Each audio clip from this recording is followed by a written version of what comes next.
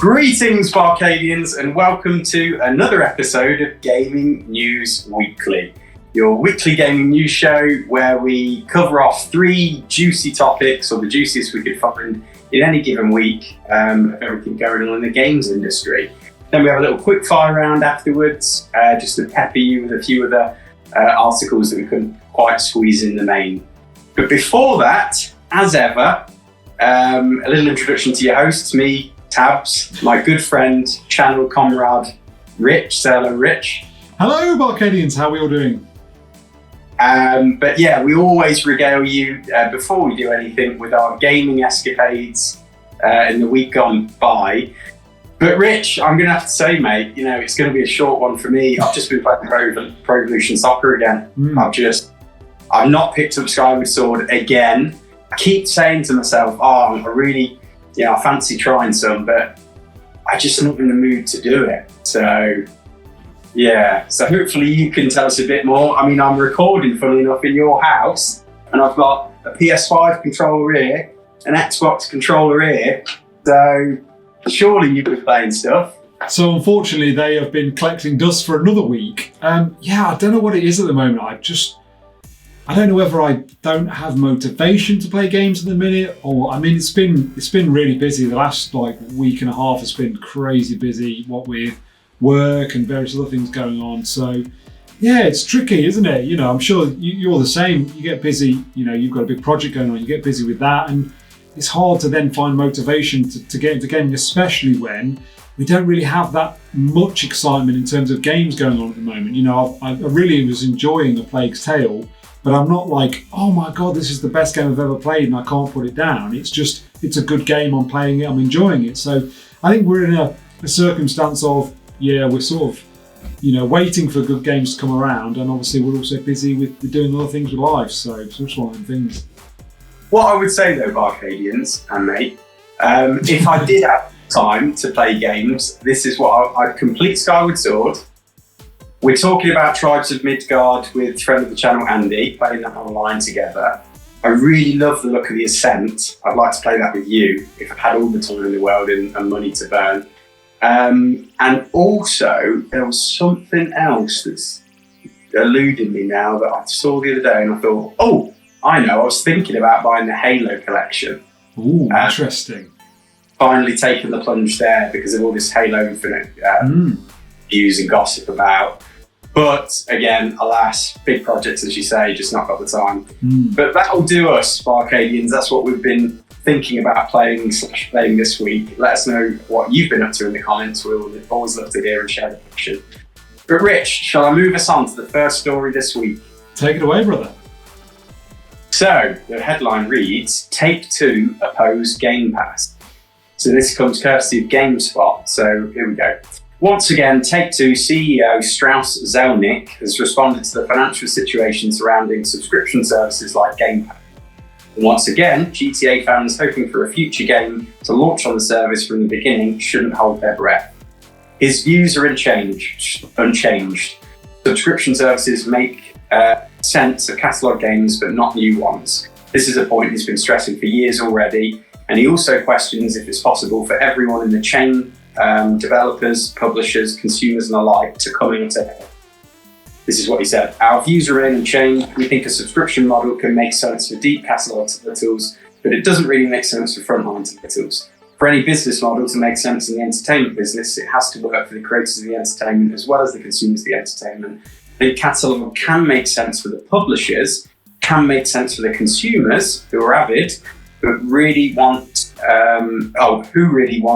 access to a lot of product.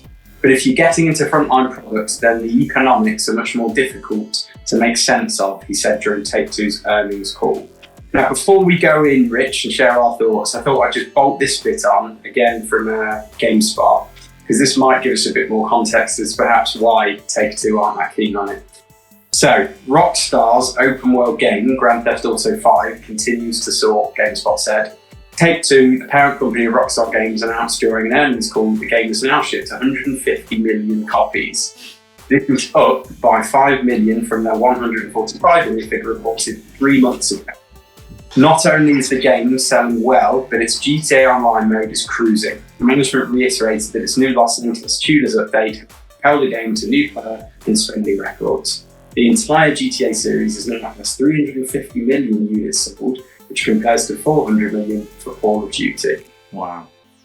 So mate, share your thoughts. I mean, just very briefly, I think when they're selling product at that volume, of course they don't want to just lose all that potential profit on a subscription platform, do they? So I think that's where they're coming from. But what are your thoughts, mate?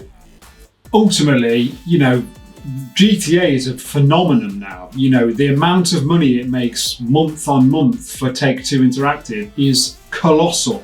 And the main reason they don't want, 5 million... This is a game that's, 7 or 8 years old, I think? I think we've discussed that before. And they're still shipping, in a period of 3 months, 5 million units.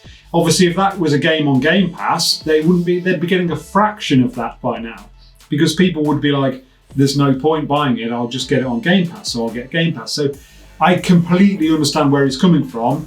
Not only do they want to, they want to recoup the money they've spent developing the game, but also they know that their games, they last for a long time. People are still buying them now. So completely understand why they would want to do that.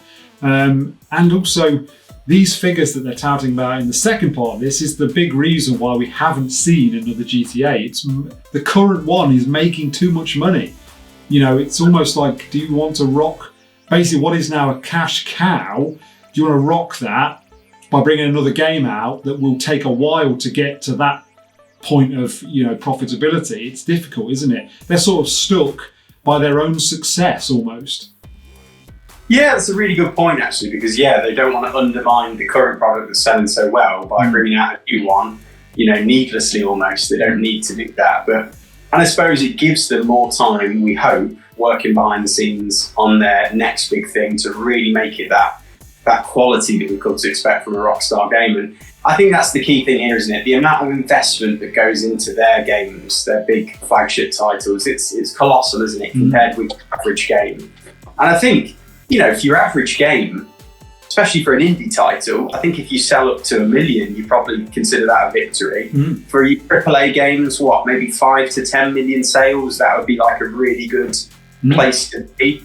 And to hear that they've sold 150 million copies, I mean, that's like, if you launched a console and sold that many, I don't think even the Wii, which is obviously famous for how successful that was, and how ubiquitous it got in the end, didn't sell as many as 150 million. I'm not entirely sure that's correct, but yeah, it's just an insane amount. And, it's just fascinating, isn't it, to see what a monolithic institution Take-Two are, and obviously the parent company, Rockstar Games. And go on. It's really interesting as well. Obviously, you've compared in this article it to selling Call of Duty, a game which we know they release basically what amounts to a sort of an update for it every single year. So when it says it's surpassed Call of Duty, that's like multiple Call of Duties. Whereas when we're talking about GTA, we're talking about five games, pretty much. I suppose you've got the portable versions and the mobile versions. But still, you're absolutely right. It will be, nothing compared to the amount of CODs out there. Exactly, and also we know, like you look at Red Dead Redemption, huge game, unbelievable game, and it took 8 years to make or something. And they're banging a Call of Duty out every year. There's reasons why their games sell really well because they're just really good, but they spend such a lot of time in the oven because of that. But there we go. This is it. Good to get the insight though from a games industry perspective, and they create great games, so we want them to be a mainstay. We want them to keep being successful. So I suppose let's just be patient for now, Rich. But BArcadians, let us know your thoughts in the comments as ever. Do you feel the same? Do you want another Rockstar game soon?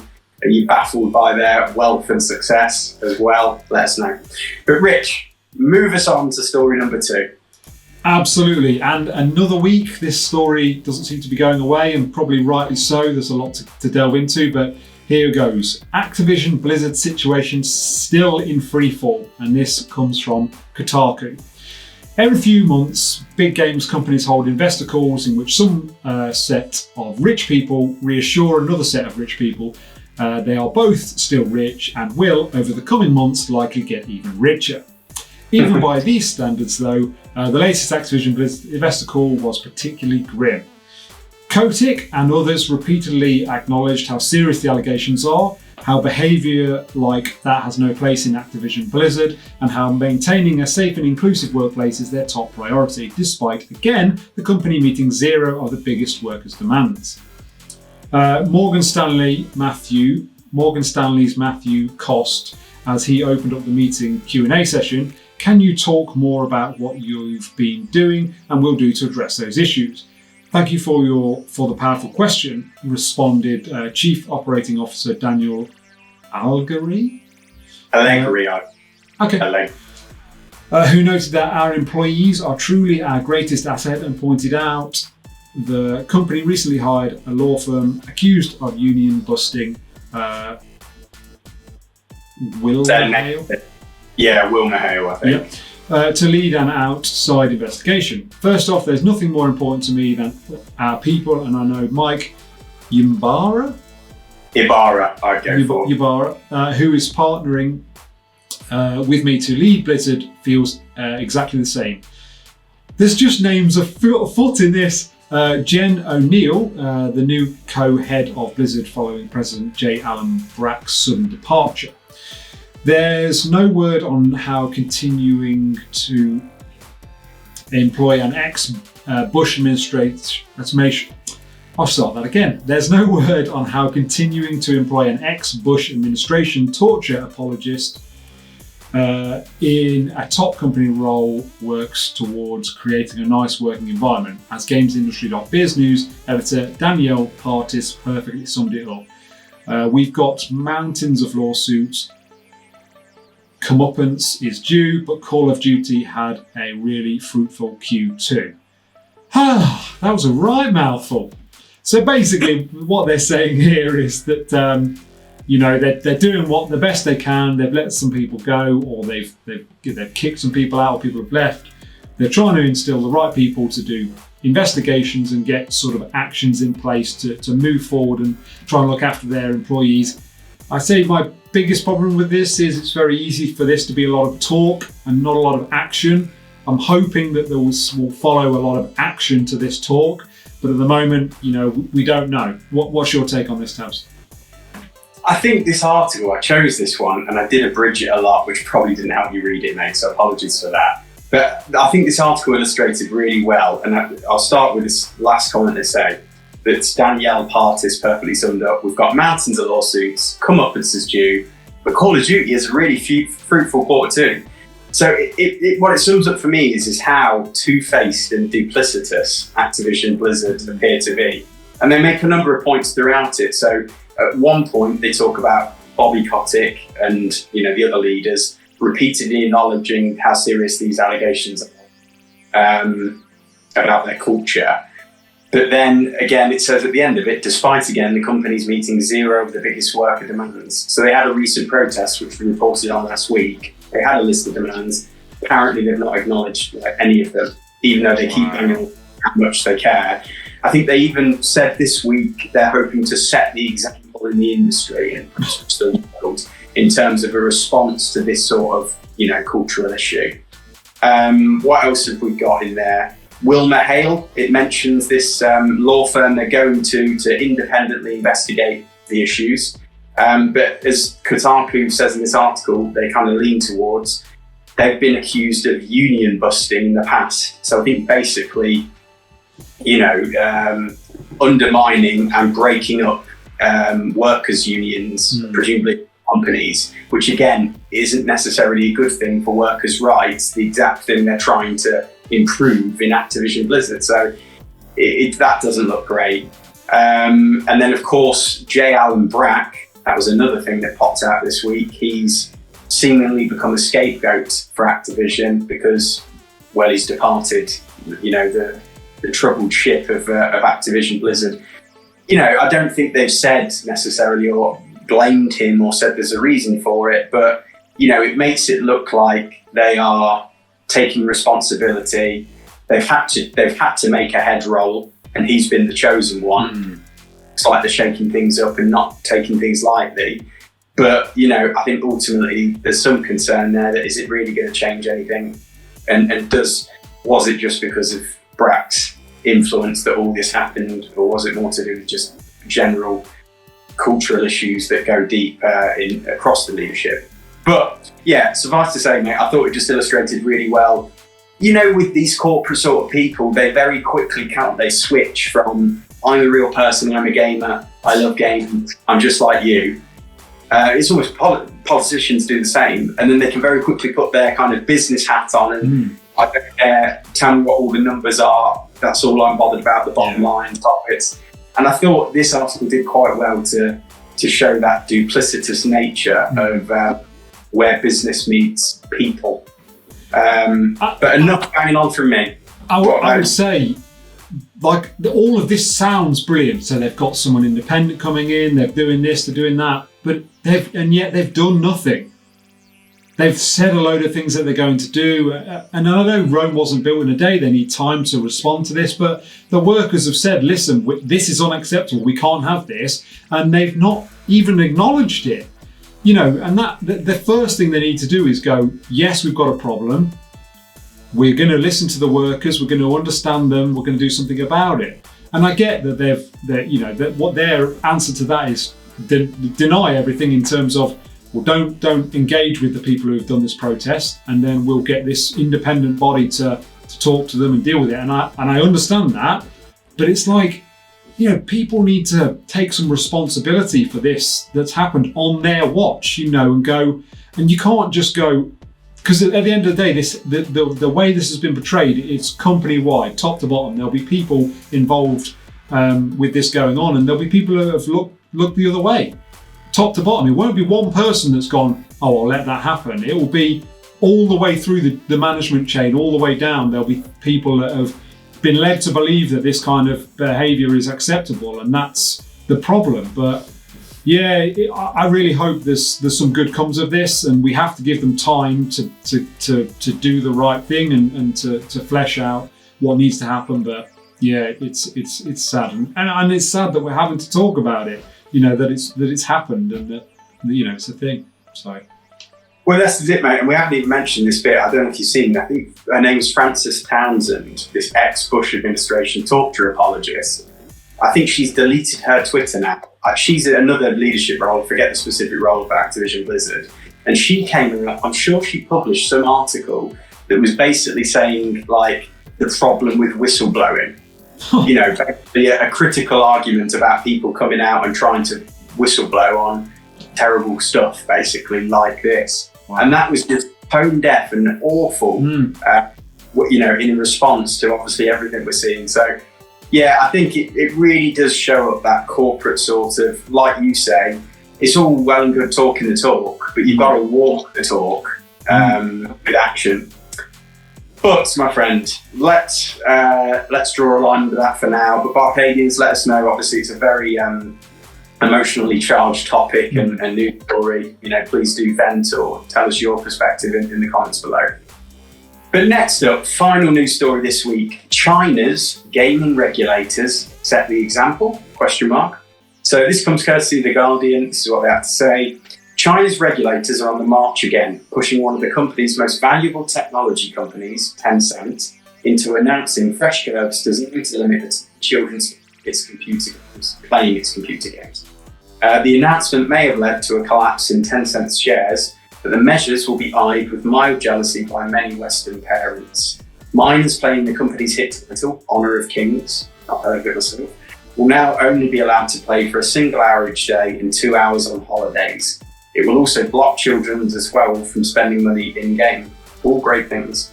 In an effort to stay ahead of the censors, Tencent has proposed going even further, suggesting the state should issue a ban on gaming for those under 12 and announcing plans to work with its competition to tackle gaming addiction.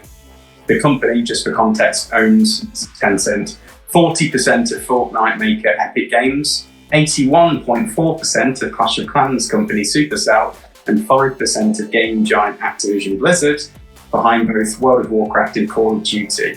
It also owns outright Riot Games, maker of League of Legends, and its most popular domestic title, Honor of Kings, is a thinly veiled clone of Riot's own game, albeit one with 100 million daily players. Wow. So, mate, I thought this was a nice one to end on because it's actually really good. It's the games industry.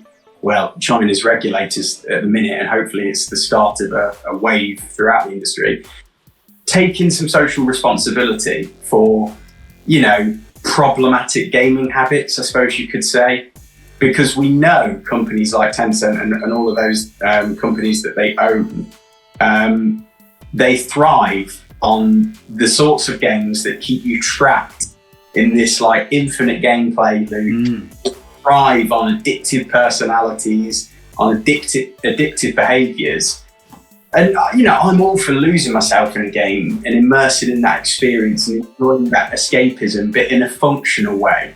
And there's certainly been times, I'll share this, BArcadians, and Rich will love this. What was it, Final Fantasy? I think Final Fantasy X.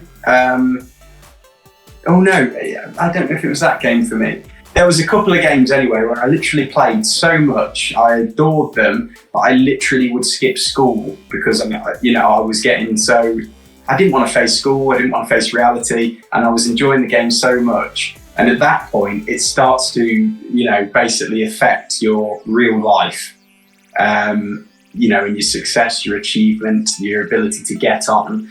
And obviously that's a massive problem for youth who they're in their formative years and they can squander their potential in that sense.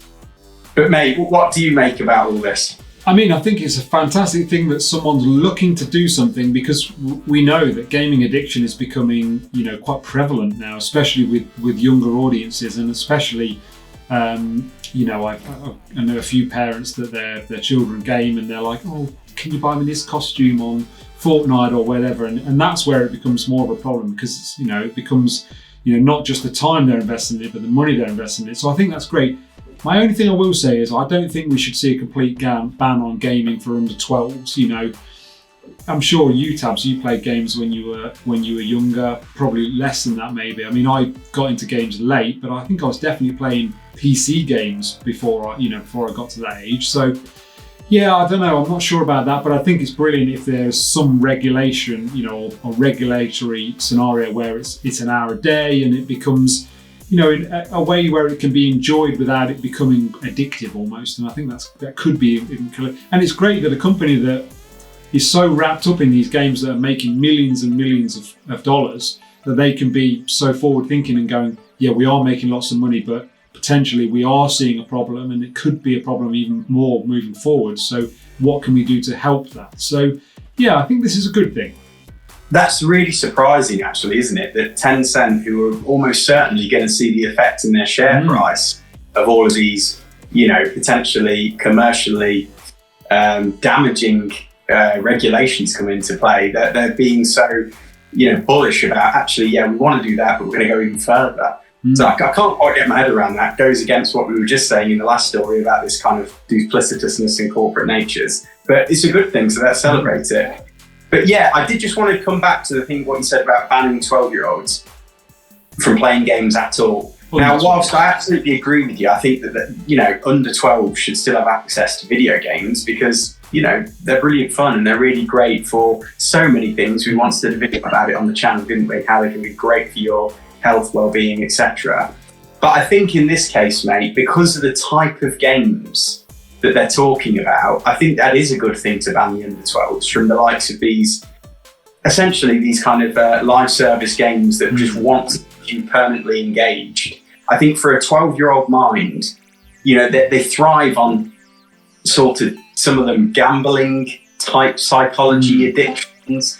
And I think you're just not equipped at that very young age to deal with it and to kind of comprehend the concept of it and, look at it from the outside. And it can actually create potentially damaging effects to your psyche that as you get older, maybe you suffer with gambling addictions and all sorts of other addictions because of that upbringing on those types of games. So I actually think that's a really good shout.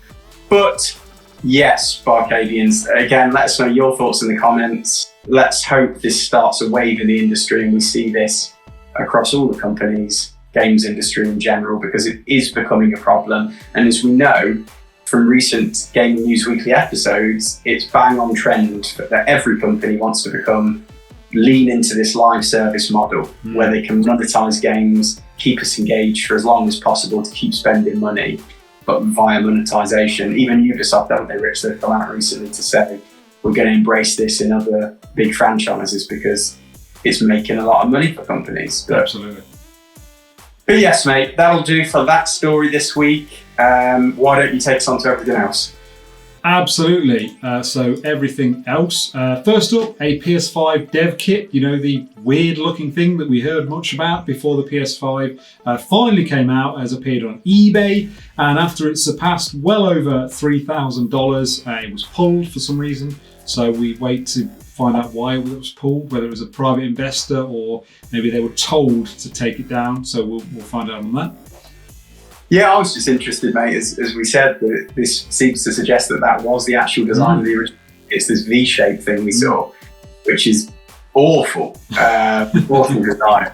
I'm glad they diverted from that. And then next up, we've got Super Monkey Ball Banana Mania adds Beat from Jet Set Radio as an unlockable character. So, yeah, we thought that was interesting, didn't we, Rich? We're big fans of Jet Set Radio, or Jet Grind Radio in America. And we wonder if that's an attempt to repopularize the franchise. Maybe is there a collection coming or a new game in the series? Who knows? Hopefully. But I think that will do us this week, won't it? Rich, anything else you want to add before I sign us out? A little bit light on everything else this week. I would say it's a slow news week this week, just in general, and probably borne out in some of the stories that we've covered in the main pieces. But yeah, there we go. That's it. But thanks for joining us, BArcadians, as ever. We love to have you here.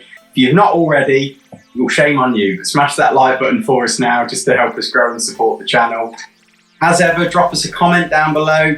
Anything you want to talk about, games industry related, we're always here and always open to have a chat.